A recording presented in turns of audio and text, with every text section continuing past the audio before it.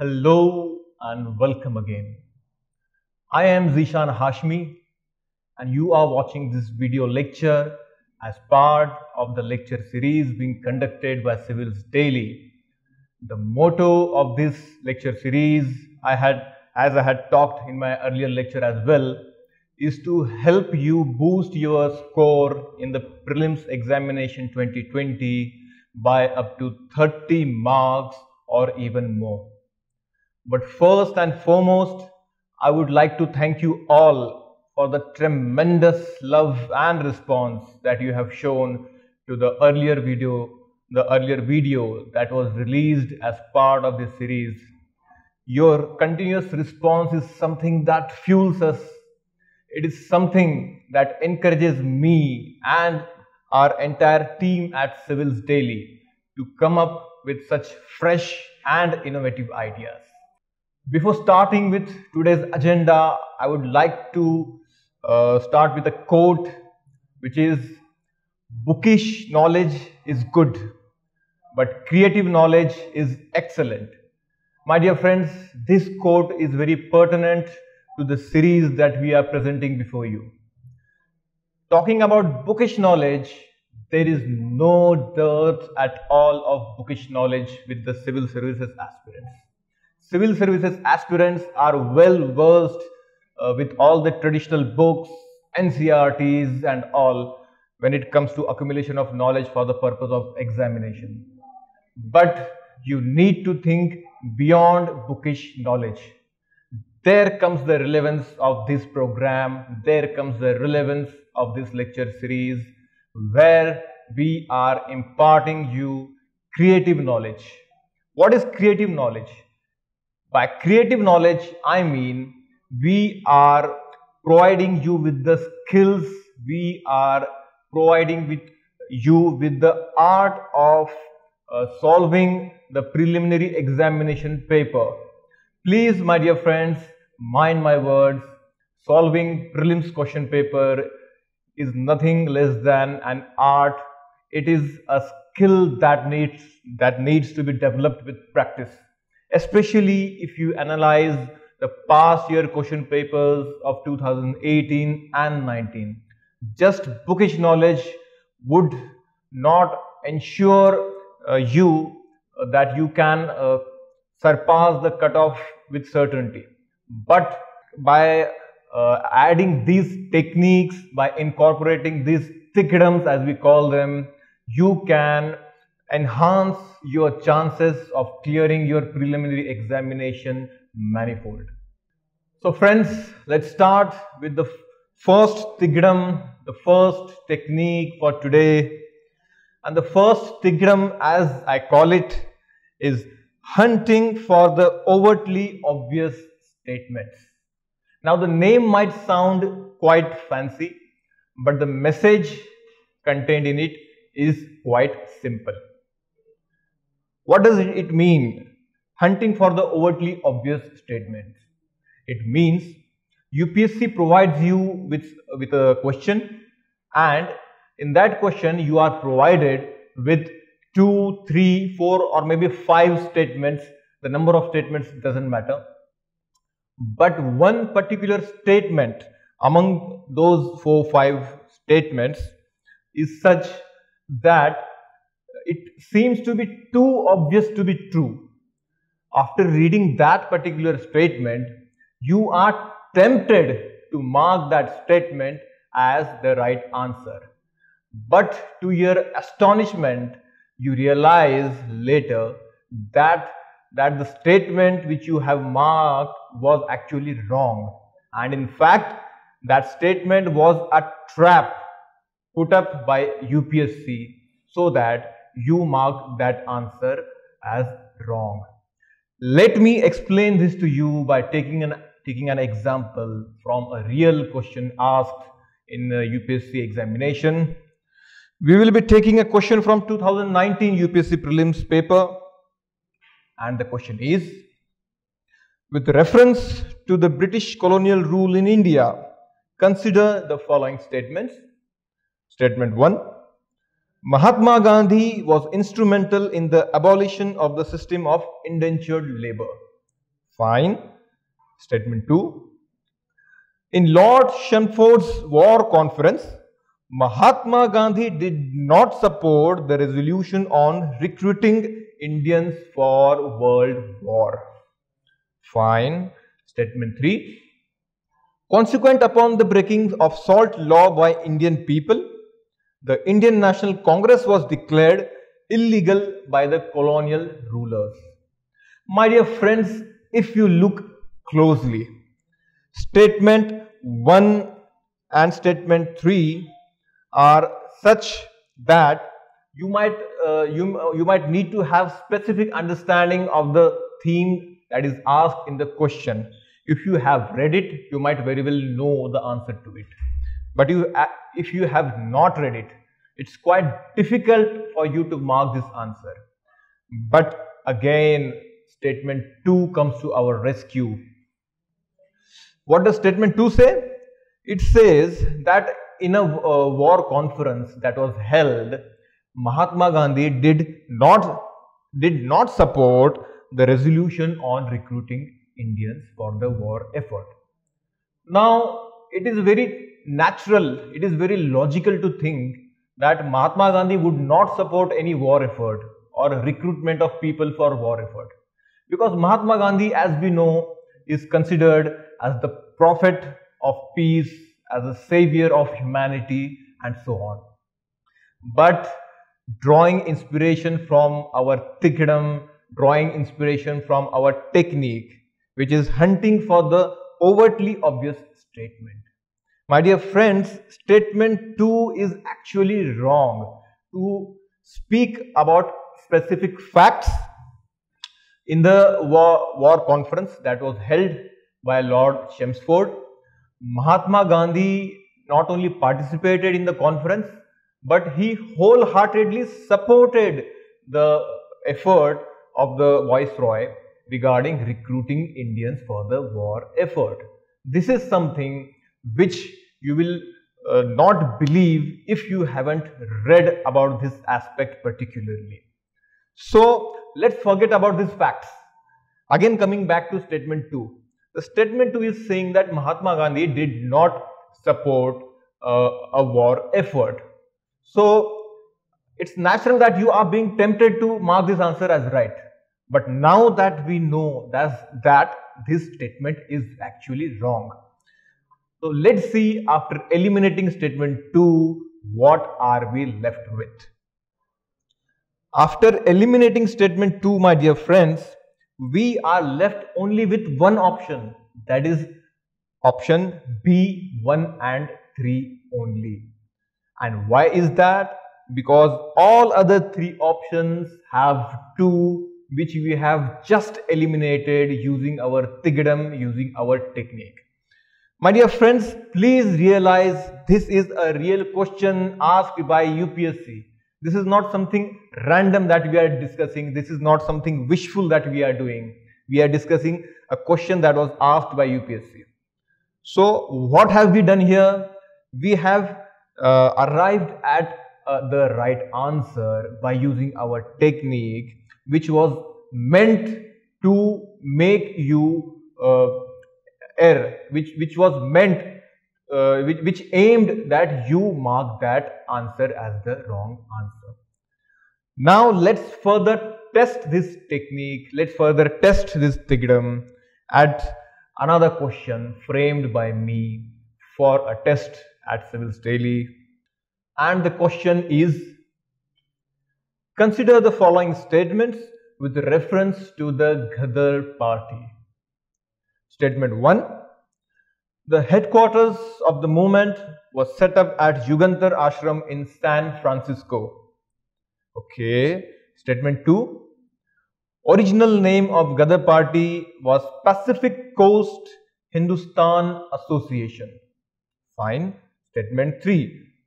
Its leader Lala Hardayal adhered to a staunch anti-British stand till his death in 1939.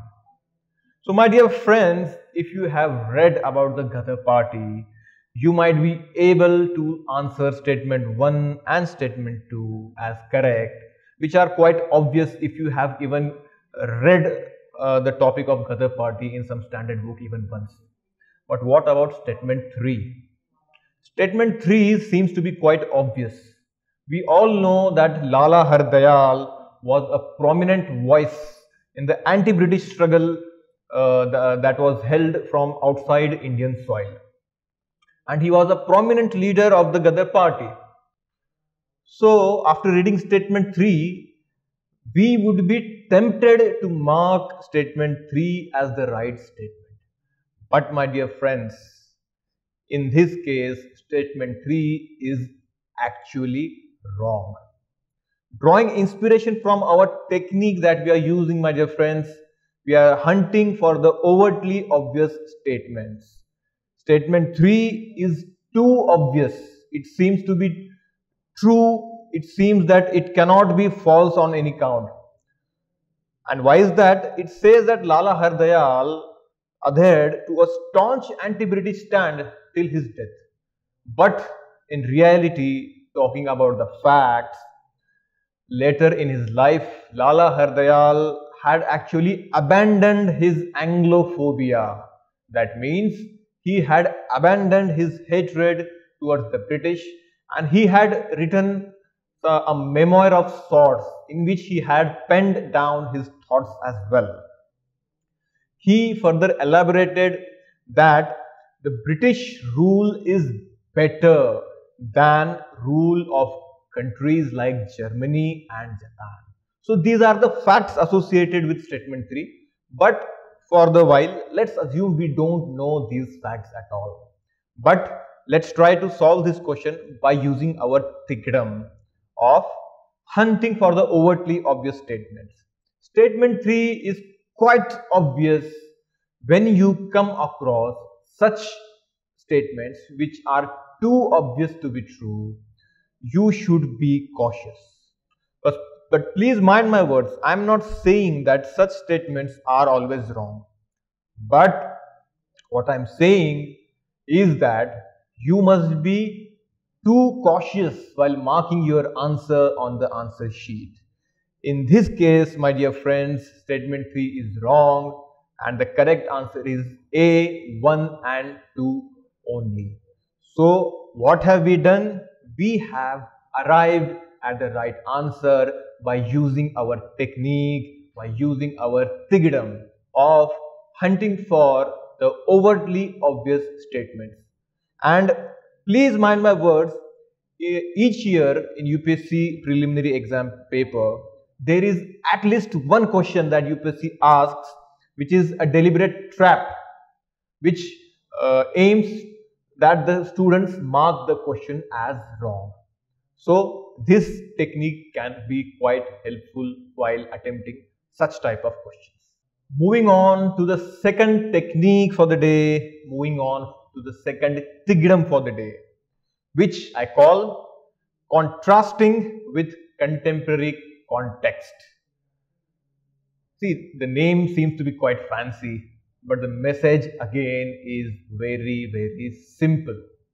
Contrasting with contemporary context, which means when presented with a history question, we can compare the context of the question being asked with the present context, with the context in which we are living today, and by the virtue of this comparison, we can arrive at the right answer.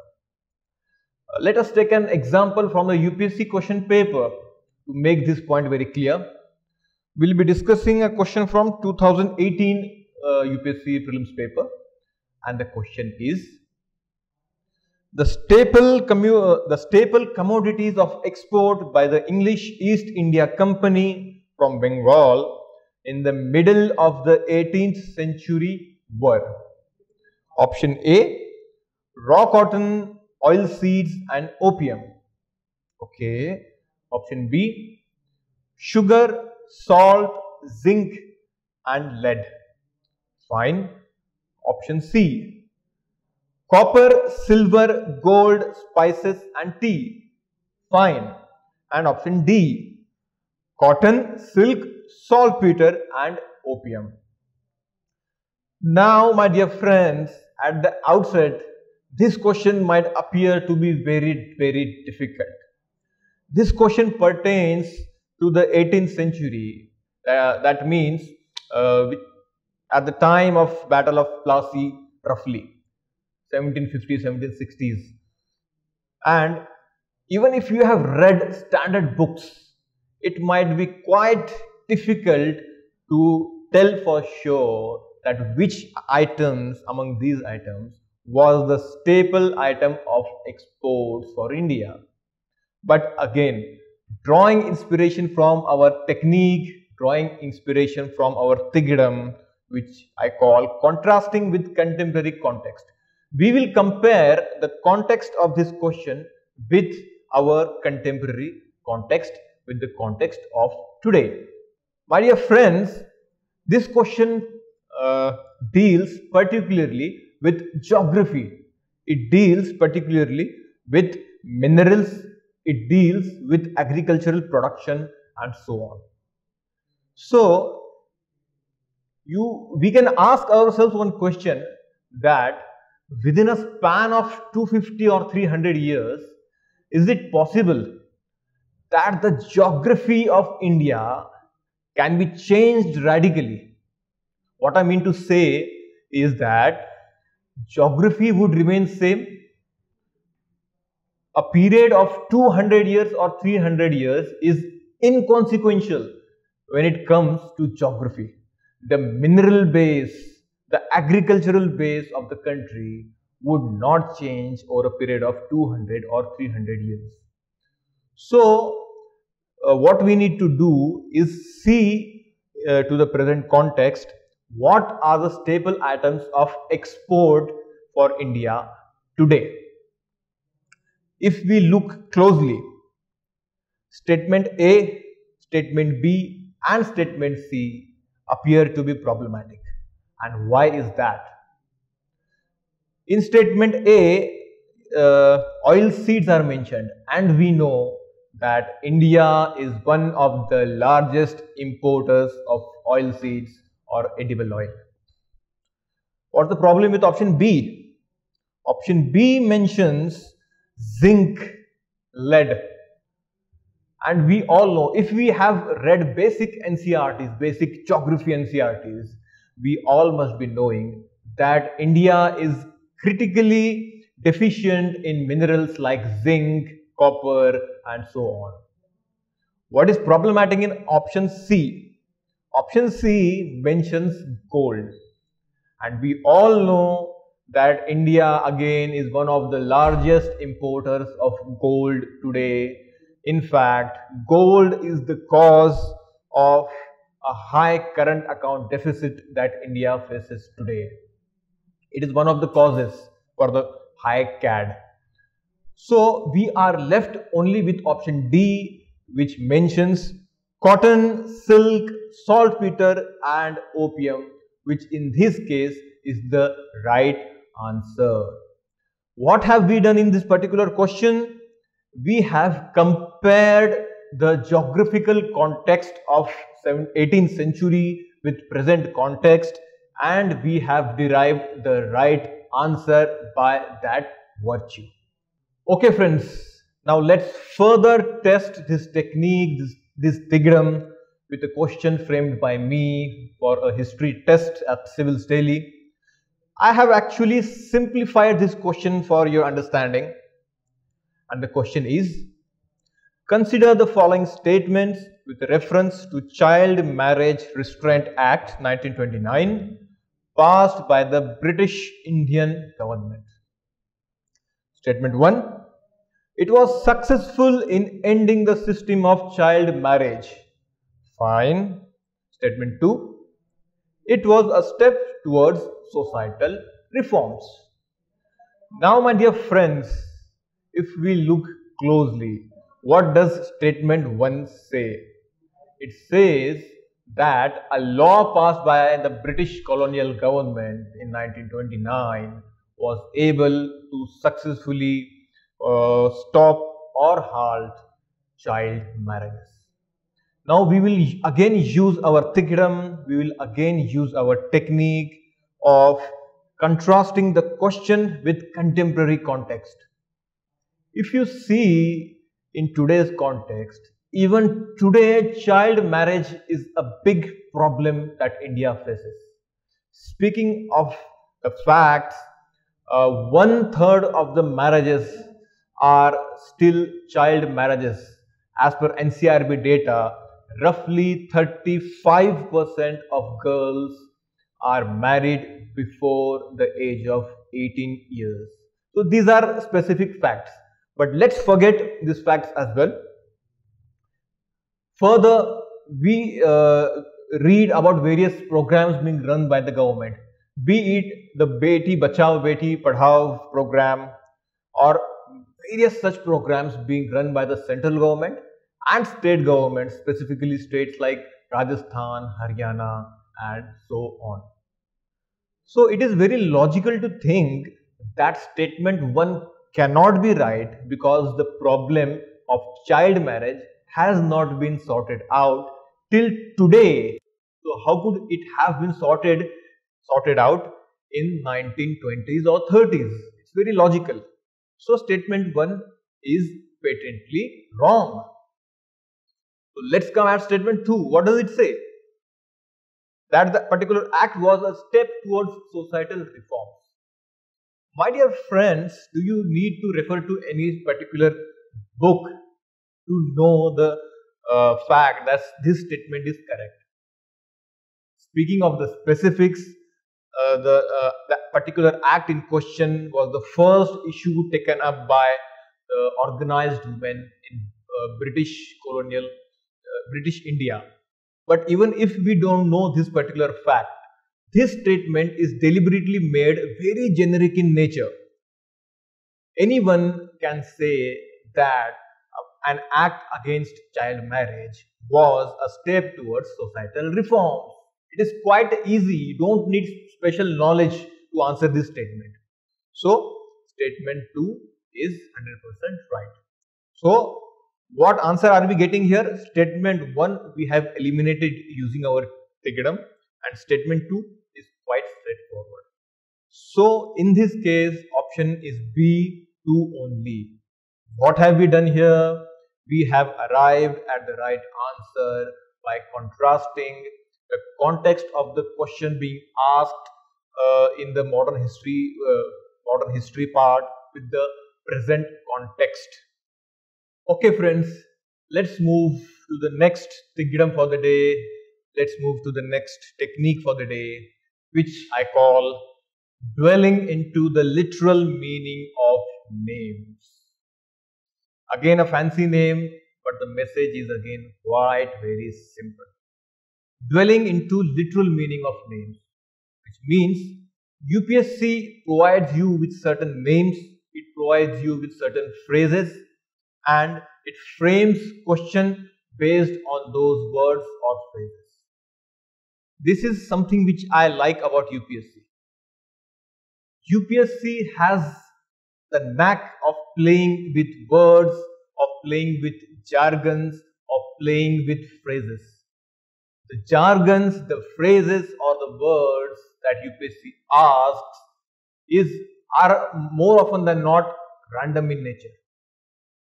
Some sense can be made out from those words.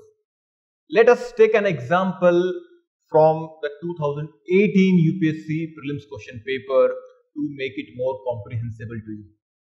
And the question is, in 1920, which of the following changed its name to Swarajya Sabha? So the jargon that or the word or the name that UPSC has thrown at us is Swarajya Sabha. Now again, if you haven't read about Swarajya Sabha, or even if you have read it somewhere, it might be so that you might have forgotten it, because it doesn't appear to be a prominent name in modern Indian history. But my dear friends, although this question might appear to be quite difficult, UPSC has made the question appear quite difficult, but the question becomes quite easy if we solve this question by using our technique, by using our Tikdam. Our Tikdam is dwelling into the literal meaning of the name. Now, do one thing. The word that we are dealing with is Swarajya Sabha. If we translate this name into English, it roughly corresponds to Home Rule League. Swarajya. What is Swarajya? Swaraj roughly means self-rule or home rule, and Sabha roughly means league. Okay. All other options can be eliminated by this virtue. The correct answer of this question is option A, All India Home Rule League. My dear friends, please realize the beauty of this Tikdam, the beauty of this technique. This question, which prima facie appears to be quite difficult, can be solved with great ease by using our technique, by dwelling into the literal meaning of the name, by translating the name into English, which in this case was Swarajya Sabha, which we translated it into the Home Rule League. Okay friends, let's further test our technique on a question framed by me for a history test held at Civilsdaily. I have deliberately simplified this question for you. The motto behind framing this question is to incorporate the habit of risk taking and proving the utility of our Tikdam. The question is, which of the following was renamed as Bengal Landholders Society soon after its formation? And the options are Indian League, option A, option B, British India Society, option C, Zamindari Association, and option D, East India Association. Now my dear friends, after having solved the earlier question using our technique of dwelling into the literal meaning of names, it is not difficult to arrive at the right answer here, which is option C, Zamindari Association. If you translate Bengal Landholders Society, it roughly corresponds to Zamindari Association.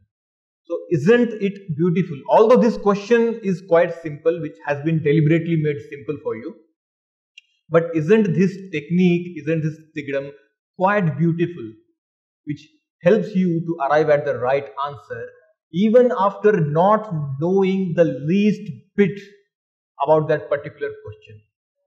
Let's move on to the next Tikdam for the day, the next technique for the day, which I call examining the applicability of statements.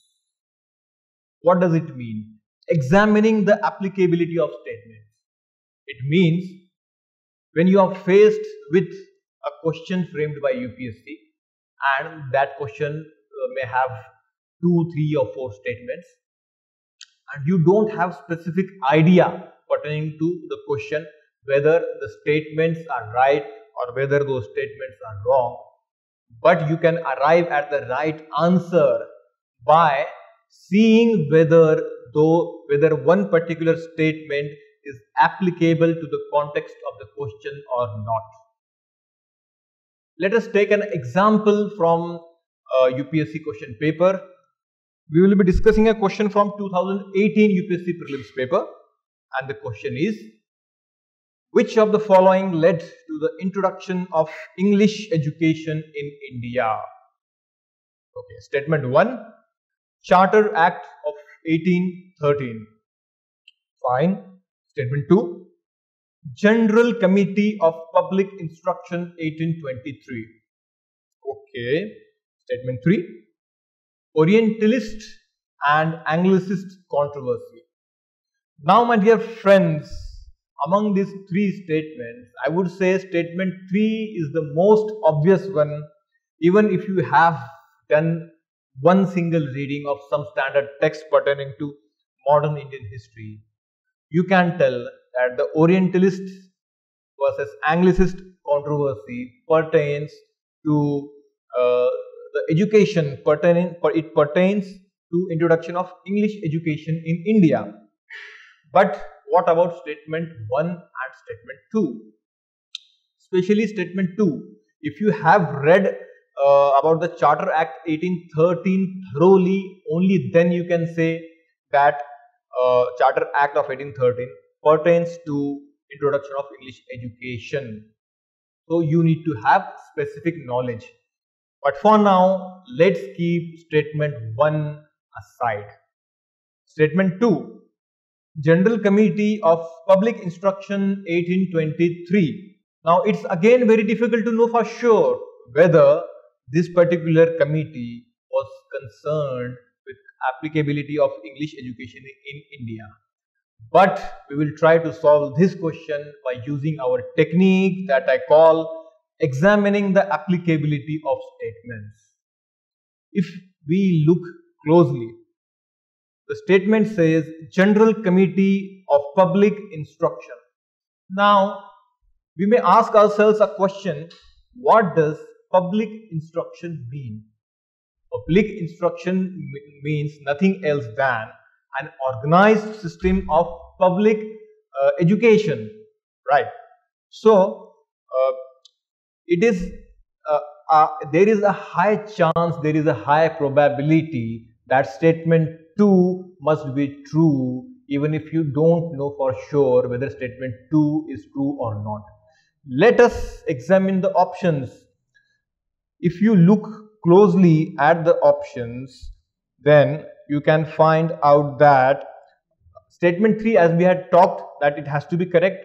So option C and D have to be the only answers, because only option C and option D have 3, which is definitely correct as we have pointed out. But we are investigating statement 2, which is our main point of interest here. And if you see closely, it is only option D which has 2 and 3 together. That means option D, 1, 2 and 3 is the correct answer, which means Charter Act of 1813, General Committee of Public Instruction 1823 and Orientalist and Anglicist controversy all relate to the application of English education in India. So please understand the utility of this technique. What have we done here? We have focused on statement 2 and we have tried to see whether it applies to the context of the question being asked or not, and we have successfully arrived at the right answer.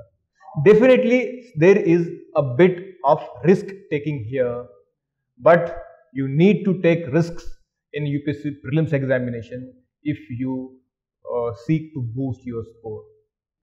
Okay friends, let's further test this technique, let's further test this Tikdam on a question framed by me for a test at Civilsdaily. I have deliberately simplified this question. Please remember, I had already said that our motto is not to make difficult questions, but our motto is to make questions that are relevant from UPSC point of view, and the motto is also to inculcate a habit of risk taking and smartly eliminating options in you. So let's go ahead with the question. The question is, consider the following statements with reference to the ECA movement. Okay, statement 1, it was an offshoot of the non-cooperation movement. Fine. Statement 2, the movement was to seek justice against oppression and extraction of high rent. Okay. Statement 3, the movement soon came to an end due to heavy repression by the British. All right. Now, my dear friends, if you look closely, especially statement 1 and statement 3, you must have read about the ECA movement to be able to answer these particular statements. You may not be able to know for sure whether the statements are correct or not if you haven't read about the Eka movement. But statement 2 is our main point of interest here. What does statement 2 say? It says the movement was to seek justice against oppression and extraction of high rent. Now, my dear friends, it is quite logical to think that any social movement, any mass movement, be it in India or be it in the world, is that it takes place to seek justice. No social movement or mass movement takes place for the sake of injustice. That is very logical to think. So, if the statement says that the movement was to seek justice against so and so, so that statement has high probability of being correct. Even if you don't know this particular aspect, you can take risk in favor of statement 2. So, assuming statement 2 to be correct, let's see what are we left with. We are left only with option D, that is 1, 2 and 3 are correct, which means all the statements are correct. Although these options have been made quite simple, but this simplicity is for your understanding. Please understand that. We are trying to show you how by assuming statement 2 to be correct, you can arrive at the right answer. So what have we done here? We have used our technique of examining the applicability of statements, and by using statement 2, we have arrived at the right answer. Okay friends, let's move on to the last technique for the day, the last Tikdam for the day, which I call probing the feasibility of statements. Probing the feasibility of statements. What does it mean?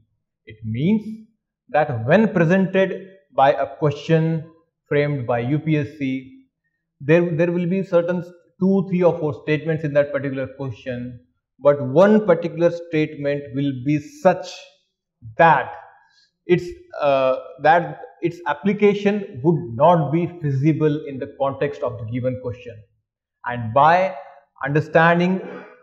eliminating that particular statement, we can arrive at the right answer. Let's test this technique on a real question asked by UPSC. We will be referring to a question of 2018 UPSC Prelims paper, and the question is, regarding Wood's dispatch, which of the following statements are true? Statement 1, grants in aid system was introduced. Okay. Statement 2, establishment of universities was recommended. Fine. Statement 3, English as a medium of instruction at all levels of education was recommended. My dear friends, if we look closely, especially statement 1 and statement 2, if you have read about Wood's dispatch, you might be able to answer these statements with great ease. But if you haven't read it, or if even after having read, you tend to forget it in the examination hall due to the exam pressure. So what can we do in such a situation? Again, statement 3 comes to our rescue, drawing inspiration from our Tikdam, drawing inspiration from our technique of probing the feasibility of statements. We'll try to solve this question. What does statement 3 say? That English as a medium of instruction at all levels of education was recommended. Now statement 3 at the outset is quite unreasonable, is quite absurd, I would say, because English as a medium of instruction, talking specifically at the context of primary level, at the grassroots level, even today the education at primary level is given in the vernacular language. Even the Indian Constitution has provisions for providing primary education in the vernacular language. So we can logically think, we can logically assume that at that point of history, how could it have been possible to impart English education at all levels of education? At all level means starting from the primary level to the very college level, to the very university level. That's quite absurd or illogical to think. So what are we doing here? We are using our technique of probing the feasibility of statements, and statement 3 appears to be unfeasible. It appears to be not feasible at that point of time. So let's assume statement 3 to be incorrect, and let's see what are we left with. We are left with only option A, which is 1 and 2 only. UPSC has made this question quite easy for us. This is a question from 2018 paper that we are discussing. If you eliminate 3, you are left only with the correct answer, that is option 1 and 2 only. Please realize UPSC itself is giving us hints. UPSC itself is providing us with hints. The only need is to have the vision to read between the lines and understand what those hints are. Okay friends, let's further test this Tikdam, this technique of ours, on a question that is framed by me for a Civilsdaily test. And the question is, consider the following statements with reference to the Government of India Act 1919. Statement 1. It provided for diarchy at the provincial level. Fine. Statement 2. The Imperial Legislative Council was transformed into a bicameral legislature. Okay. Statement 3. It provided for equal number of seats in all the provinces. Now, my dear friends, again, if we look closely, if you must have read about the Government of India Act 1919, you can easily say that statement 1 and statement 2 are absolutely correct, that the Act provided for diarchy, that the Act provided for a bicameral legislature. But what about statement 3? Please remember the technique that we are using. The technique that we are using here is probing the feasibility of statements. And let's see how feasible statement 3 is. It says, it provided for equal number of seats in all provinces. Now, my dear friends, just ask yourselves a question that could it be feasible, could it be logical to maintain equal number of seats in all the provinces, irrespective of their population, irrespective of their financial health, or irrespective of all such parameters. We had numerous such provinces like Sindh, Punjab, Coorg and so on, which were of differing sizes, which had different financial strengths and so on. So it is very logical to think that statement 3 is not feasible in the particular context of the question. It is very logical to think that equal number of seats could not have been provided in all the provinces. So let's eliminate statement 3 by that virtue and see what are we left with. After eliminating statement 3, my dear friends, we are left only with option A, which is 1 and 2 only are correct. 1 and 2 only are correct. So what have we done here?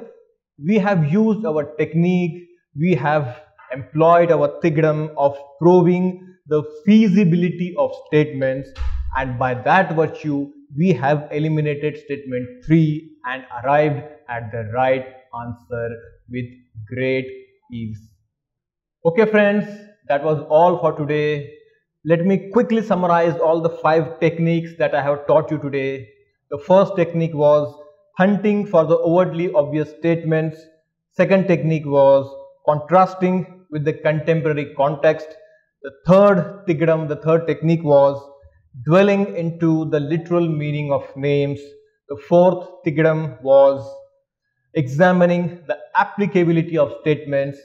And the fifth and last technique that I taught today was probing the feasibility of statements.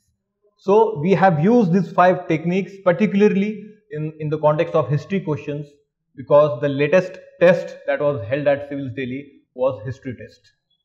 I will be coming with more 5 techniques and more such questions in the next week pertaining to the current affairs section. Please realize current affairs has now become a major component of the UPSC preliminary examination. Please make sure you do not miss my next lecture.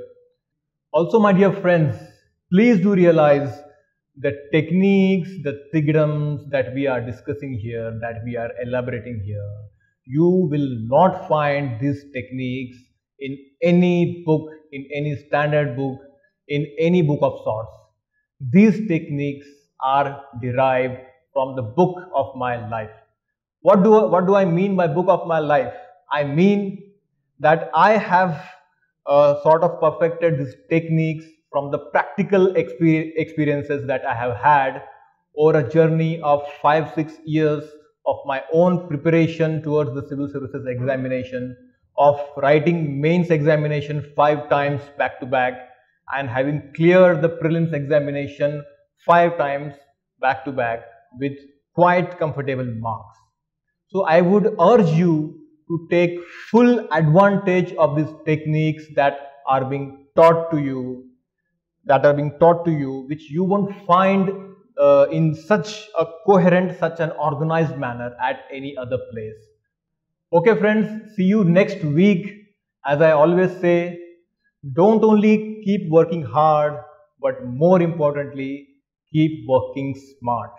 Subscribe to our YouTube channel and press the bell icon on the YouTube app and never miss another update from Civilsdaily.